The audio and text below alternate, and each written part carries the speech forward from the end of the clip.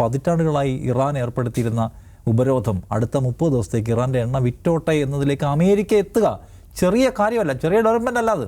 ഇറാനുമായി യുദ്ധം നടത്തിക്കൊണ്ടിരിക്കെ ഇറാനെ സാമ്പത്തികമായി തളർത്തുക, ഉപരോധങ്ങളിലൂടെ ഇല്ലാതാക്കുക എന്ന ഒരു ലോങ് ടേം പ്ലാനിൽ അമേരിക്ക വർക്ക് ചെയ്തുകൊണ്ടിരിക്കുകയും അതിൻ്റെ അവസാനത്തെ സീലടിക്കലായിട്ട്, ആണിയടിക്കലായിട്ട് യുദ്ധം നടത്തുകയാണ്. അപ്പോൾ പറയുകയാണ് നിങ്ങളുടെ 30 ദിവസം എണ്ണ വിൽക്കാം എന്ന്. കാരണം അമേരിക്ക ഈ ചെയ്തുകൊണ്ടിരിക്കുന്നതിൻ്റെ ദുരന്തം ലോകം അനുഭവിക്കുകയും ലോകം അമേരിക്കയുടെ മൂവ്മെൻറ്റുകൾക്ക് എതിരാവുകയും ചെയ്യുന്നു എന്നൊരു പ്രശ്നം അമേരിക്ക അനുഭവിക്കുകയാണ്. അതുകൊണ്ടാണ് we are winding down our great military effort എന്നൊക്കെ അദ്ദേഹം പറഞ്ഞുകൊണ്ടിരിക്കുന്നത്. കാരണം ഞങ്ങൾക്ക് ഇത് അവസാനിപ്പിക്കാൻ സമയമായി, we are very close to the ലക്ഷ്യത്തിൽ, ഗോൾസിലേക്ക് ഞങ്ങൾ എത്തിക്കൊണ്ടിരിക്കുകയാണ് എന്ന് പറഞ്ഞതിനർത്ഥം ഇത് നിർത്താൻ സമയമായി എന്ന് ട്രംപ് വിചാരിക്കുന്നു. കാരണം ട്രംപിന് ഇത് കഴിഞ്ഞാൽ മിഡ് ടേം ഇലക്ഷനുണ്ട്. മോദിക്ക് ഇവിടെ ബംഗാളിലും കേരളത്തിലും അസമിലെല്ലാം ഇലക്ഷൻ കിടക്കുന്നു. ചെറിയ പരിപാടിയല്ല ഇത്. ഉണ്ടാക്കാൻ പോകുന്ന ബുദ്ധിമുട്ട് എന്താണെന്ന് ഇന്ത്യ ഓൾറെഡി പ്രീമിയത്തിന് വില കൂട്ടി കഴിഞ്ഞു. നോർമൽ പെട്രോളിന് വില കൂട്ടേണ്ട അടിയന്തരാവസ്ഥ ആരുടെ മുമ്പിലുണ്ട്? ഇന്ത്യയുടെ അടക്കമുള്ള രാജ്യങ്ങളുടെ മുമ്പിലുണ്ട്. ആ രാജ്യങ്ങളുടെ സമ്മർദ്ദം ചെറുതല്ല. ഇന്റേണലി അമേരിക്കക്കകത്ത് സമ്മർദ്ദമുണ്ട്. കാരണം എന്താണ്? നമ്മൾ കൊണ്ട് കളയുന്ന ടാക്സ് മണിയെക്കുറിച്ച് സമ്മർദ്ദമുണ്ട്. അവിടെ ഗ്യാസിൻ്റെ പ്രൈസ് കൂടിക്കൊണ്ടിരിക്കുകയാണ്. വിലക്കയറ്റം എന്ന് പറയുന്ന സംഗതി ഉണ്ടായിക്കൊണ്ടിരിക്കുകയാണ്.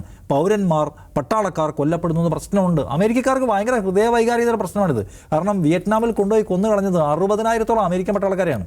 ഇറാഖിൽ ഇൻവേഷൻ നടത്തി എന്തിനാണെന്ന ചോദ്യം ഇപ്പോഴും അമേരിക്കയിലുണ്ട്. മുൻ പ്രസിഡന്റുമാരുടെ വാർത്താ സമ്മേളനങ്ങളിൽ ആളുകൾ ക്ഷുഭിതരാവും നമ്മൾ കണ്ടിട്ടുണ്ട്. നിങ്ങൾ നുണ പറഞ്ഞു ഇറാഖ് ഭീകരതയുടെ അച്ചുതണ്ടാണെന്ന്, അവിടെ രാസായുധമുണ്ടെന്ന് നുണ പറഞ്ഞ് നിങ്ങൾ എൻ്റെ സുഹൃത്തുക്കളെ കൊണ്ടുപോയി കൊന്നില്ലെന്ന് ചോദിക്കുന്ന സൈനികൻ്റെ വീഡിയോ ഇപ്പോഴും വൈറലാണ്.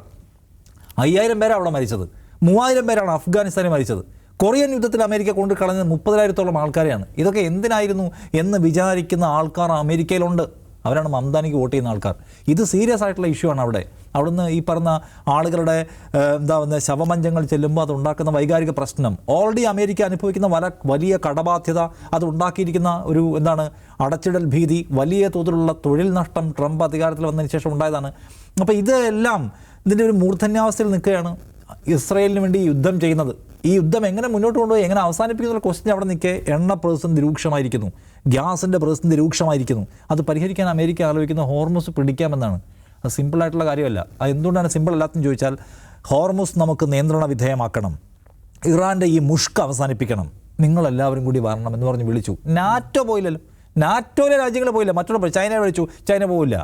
പക്ഷേ നാറ്റോ രാജ്യങ്ങൾ പോകണ്ടേ? ഞങ്ങൾ ആ റിസ്കിനില്ല എന്ന് പറഞ്ഞു. കാരണം ഇതൊരു 35 കിലോമീറ്റർ മാത്രം വീതിയുള്ള കടലിടുക്കാണ്.